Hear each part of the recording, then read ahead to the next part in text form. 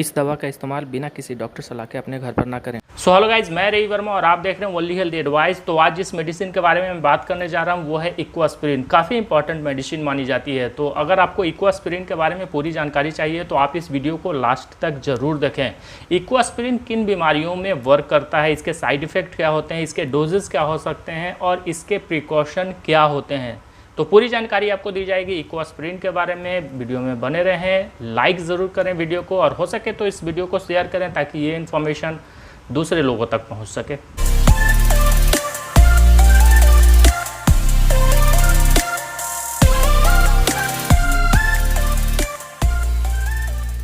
तो पहले जानते हैं इक्वास्पिरिन क्या है और इक्वास्पिरिन वर्क किस तरह से करता है। इक्वास्पिरिन मोस्टली एक एनसेड्स है, यानी non steroidal anti inflammatory drug. इक्वास्पिरिन में जिस मॉलिक्यूल का इस्तेमाल किया गया है वो है एस्पिरिन, यानी एसिटाइल सैलिसाइलिक एसिड।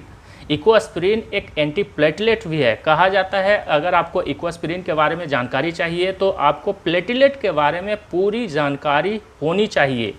तो प्लेटलेट हमारे ब्लड का एक पार्ट है। अगर आपको कहीं पे भी कट हो जाता है तो वहाँ से ब्लड निकलना शुरू हो जाता है, तो कुछ समय में वो ब्लड वहाँ पे जम जाता है। वो मोस्टली प्लेटलेट के कारण ही होता है।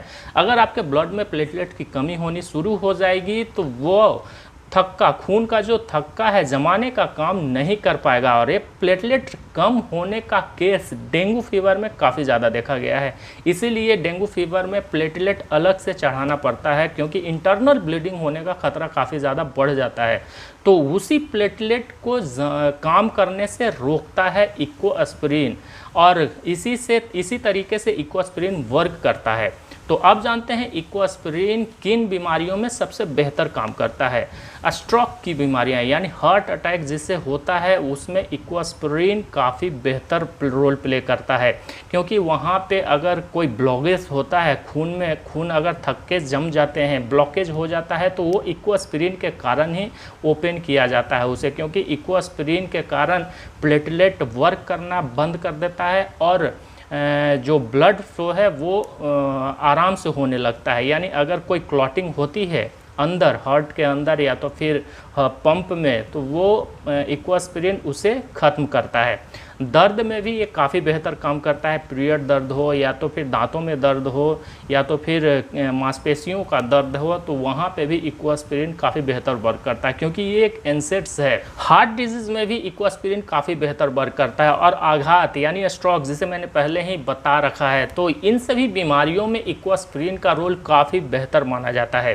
तो आप जानते हैं इक्वास्पिरिन के कुछ साइड इफ़ेक्ट के बारे में। हालांकि इक्वास्पिरिन का इस्तेमाल आप अपने घर पर कभी ना करें, क्योंकि इसके काफ़ी गंभीर साइड इफ़ेक्ट देखे गए हैं। अगर आपको किसी भी तरह का साइड इफ़ेक्ट होता है तो वो वोमिटिंग की समस्या हो सकती है, नौजिया की समस्या हो सकती है, हेडेक की समस्या हो सकती है, दिल का तेज़ धड़कना हो सकता है, कॉन्स्टिपेशन की समस्या हो सकती है, चक्कर आने की भी समस्या देखी गई है। अगर आपको किसी भी तरह का साइड इफ़ेक्ट होता है वो तो सुनने में कमी की भी समस्या देखी गई है। और अगर आप हैवी डोज इक्वास्पिरिन का इस्तेमाल कर लेते हैं तो वहाँ पे प्लेटलेट की भी कमी देखी गई है। तो बिना किसी डॉक्टर सलाह के इक्वास्पिरिन का इस्तेमाल न करें तो बेहतर होगा। आप जानते हैं इसके डोजेस के बारे में। हालांकि ये एक डॉक्टर प्रिस्क्रिप्शन मेडिसिन है, तो अगर आपको इक्वास्पिरिन की ज़रूरत है तो आप अपने डॉक्टर के पास जाएं, वहाँ पे ही आपको डोजेस के बारे में पूरी जानकारी दी जाएगी।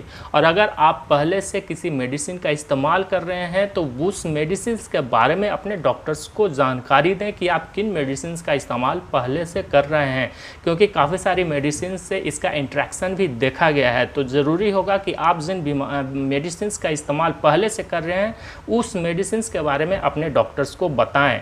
उसी के अनुसार आपको वो डोजेस के बारे में पूरी जानकारी देंगे। इक्वास्पिरिन का इस्तेमाल कुछ खाना खाने के बाद ही करने की सलाह दी जाती है। अगर आपके डॉक्टर्स आपको इक्वास्पिरिन इस्तेमाल करने की सलाह देते हैं तो उसका इस्तेमाल कुछ खाना खाने के बाद करना उचित माना जाता है।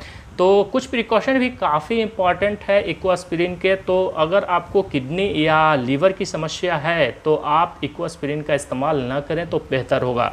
अगर आपको इंटरनल ब्लीडिंग की समस्या है तब भी आपको इक्वास्पिरिन न इस्तेमाल करने की सलाह दी जाएगी। तो अगर आपको किसी भी तरह से पहले से कटा हुआ है या तो फिर काफ़ी बड़ा ऑपरेशन है, वहाँ से ब्लीडिंग हो रही है, या तो फिर दांतों से ब्लीडिंग हो रही है, किसी भी तरीके से अगर आपको ब्लीडिंग हो रही है तो आप इक्वास्प्रिन का इस्तेमाल न करें तो बेहतर होगा। वीडियो अच्छा लगा हो तो वीडियो को लाइक करें, शेयर ज़रूर करें ताकि ये इन्फॉर्मेशन दूसरे लोगों तक पहुँच सके।